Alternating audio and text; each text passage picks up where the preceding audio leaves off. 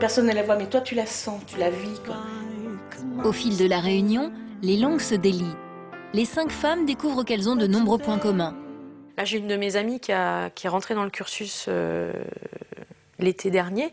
Alors elle aussi, ça me fait penser vraiment à toi parce que elle n'est pas tombée sur sa fille, mais elle a pas pu courir après sa fille. Et si quelqu'un ne l'avait pas rattrapée, sa fille serait tombée à l'eau.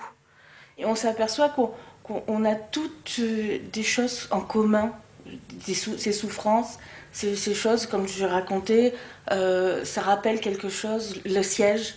Quand on arrive dans une salle, on regarde d'abord sur quel siège on pourra s'asseoir. En confiance, Ingrid finit même par confier des secrets qu'elle n'ose pas avouer à Laurent, son mari. Moi, je me dis tout le temps, mais j'ai 38 ans et je me cache encore pour aller manger un truc qui me fait plaisir. Parce que je me dis, si mon mari me voit, si mes enfants me voient, mais qu'est-ce qu'ils vont penser de moi? C'est difficile d'arrêter de dire, faut pas que je culpabilise par rapport à ça. Il faut que je prenne du recul, mais de ne pas se justifier. L'obésité, c'est pas un problème de nourriture. La nourriture, c'est la conséquence. Et puis j'aimerais bien qu'il y ait beaucoup de gens qui arrêtent de penser qu'un patient obèse, c'est forcément quelqu'un qui bouffe trop n'importe comment. À la fin de la réunion, Ingrid est rassurée. Elle a pu dire ce qu'elle avait sur le cœur et se sent soutenue dans son combat. Ça continue à me conforter dans le fait que oui, la semaine prochaine, je vais être opérée, que oui, la semaine prochaine, ma vie va changer. Ingrid est bien décidée à se faire opérer, mais une autre épreuve l'attend. Hospitalisée pendant plusieurs jours, comment va-t-elle supporter la séparation d'avec ses enfants? Retour dans le sud-ouest, à Labastide-Saint-Cernin, où Marc, le boulanger, a rendez-vous avec une psychodiététicienne qui le suit depuis plus d'1 an. Bonjour Monsieur Lafargue, vous allez bien? Je vais vous raconter. Vous allez me dire tout ça. J'ai eu un mauvais week-end. Qu'est-ce qui s'est passé? Oh, un coup de colère. Un coup de colère? Un coup de colère, voilà. Mais un coup de colère dans quel sens? Le petit qui a mal parlé à sa grand-mère, et puis après ça a continué avec, au boulot, quoi. Comme on fait du pain à la cacahuète, je me suis foutu sur le seau de cacahuète et allez, à bomber. Pour apprendre à Marc à mieux contrôler son alimentation, la diététicienne le fait travailler sur ses sensations alimentaires. Et pour l'aider à maîtriser ses pulsions, elle lui suggère des exercices de respiration. Au moment des compulsions, au moment où vous sentez que vous n'êtes pas bien et que vous avez envie de manger, qu'est-ce qu'on va essayer de faire? Et oui, mais là où j'ai du mal, c'est que c'est tellement violent et rapide que j'ai du mal à me dire, bon là, attention, je sens que j'ai des trucs, il faut que je sorte ou il faut que je fasse une respiration et tout ça. C'est difficile, mais vous y arriverez, vous verrez, il n'y a pas de raison.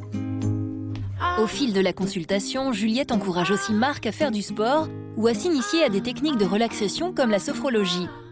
Marc est perplexe, mais il sait bien que tôt ou tard, il va devoir se prendre en main. Seulement voilà, à peine a-t-il remis les pieds à la boulangerie que le stress reprend le dessus. On va plus pouvoir travailler au 10 bientôt, si ça continue. Romain, 80 € un carton d'œufs. Un carton d'œufs, 80 €. Un carton d'œufs? Un carton d'œufs. Elles ont le cul en or, non, les poules? Le stress de Marc augmente au fur et à mesure de la matinée. Qu'est-ce que vous préférez comme galette? Chocolat? Comme toujours, il calme son énervement en remplissant son estomac. Tout en travaillant, Marc se sert plusieurs parts de galettes.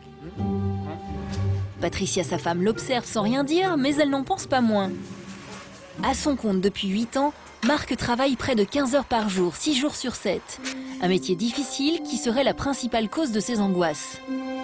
J'ai déjà envisagé pour des mauvaises périodes à même vendre, me débarrasser du commerce, tout ça, et croyant trouver, en m'enlevant ce souci de travail, les pressions dues en fait d'être artisan, d'être installé à son compte. Marc en est à sa 7e part de galette. Et lorsqu'il repense aux conseils de sa diététicienne, c'est pour mieux les éluder. Là, je devrais sortir et respirer, mais bon, l'heure presse et on est en retard et ça va être terrible. Pour Marc, le constat est sans appel. Il est incapable de s'en sortir tout seul. Il a décidé de se mettre au sport et de tester une séance de sophrologie. Mais il n'est pas au bout de ses peines.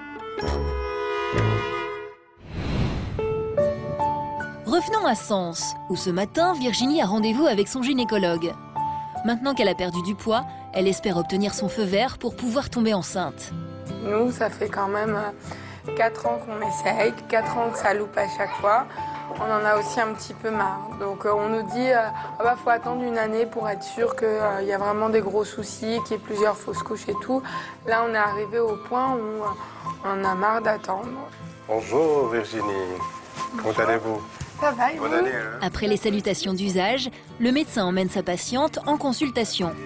Virginie est pressée de savoir si son état lui permet une grossesse. Le fait que je me suis fait opérer de la sleeve, est-ce qu'il y a il va y avoir des gros soucis si, imaginons, je tombe enceinte le mois prochain, il y aura un suivi spécial? Il y aura un suivi spécial, je veux m'entendre avec le chirurgien. Il est plus, comment on appelle ça, habitué à la question que moi. Oui. Et puis donc, si jamais il y a un souci, on demandera son avis. Okay. On va aller dans la pièce à côté. Oui. Enfin, je vous examine. Il n'en faut pas plus à Virginie pour prendre sa décision. Le gynécologue lui prescrit alors des analyses et lui propose un traitement pour prévenir tout risque de fausse couche. 2012, ça va peut-être là-bas. Oui, j'espère aussi. En quittant l'hôpital, Virginie est aux anges et n'a qu'une idée en tête, retrouver Sébastien pour lui faire part des encouragements du gynécologue. Et pour lui annoncer la bonne nouvelle, elle a choisi de marquer le coup en l'invitant à dîner au restaurant. Alors? Ça va. On y va parce qu'il fait froid. Pour une fois, Virginie et Sébastien ne se soucient pas de ce qu'ils vont mettre dans leur assiette. Ce soir, leur seule préoccupation, c'est le résultat de cette consultation. Après tant de déceptions, Sébastien se montre prudent. Alors, ils t'ont dit quoi ce matin à ton rendez-vous? Alors, il était très content parce que j'avais perdu du poids. Et il a dit que normalement, il ne devrait pas y avoir de soucis, que je devrais tomber rapidement enceinte. Et si tu tombes enceinte dans pas longtemps par rapport à ta sleeve, tout le poids que tu as perdu, tout ça, et que tu n'as pas encore tout perdu? Alors, lui, il ne voit pas d'objection. Le seul truc, c'est que s'il venait à y avoir un souci avec la sleeve, il se mettrait en relation avec Alabi pour pouvoir travailler ensemble pour que tout aille bien. Si tu tombais enceinte. Voilà. Mais j'aurais un suivi super pointilleux. Dans tous les cas. Ce qui est logique, quoi. De retour chez eux, nos amoureux vont se coucher. Depuis qu'ils ont perdu du poids, leur vie intime s'est transformée. Désormais, tous les soirs, Virginie se pomponne pour son homme. Tu peux te dépêcher là ou pas, là, qu'on se couche là? Oui, j'arrive. Non, bah tu vois, je suis arrivée. T'es pas patient quand même. On s'est connus avec beaucoup moins de poids que quand on s'est fait opérer. Plus on se dégradait, plus la situation de notre vie amoureuse se dégradait. C'était toujours répétitif parce qu'on ne pouvait pas faire plusieurs positions. On était toujours sur la même position et au bout d'un moment, ça devient lassant. On a aussi envie de découvrir autre chose.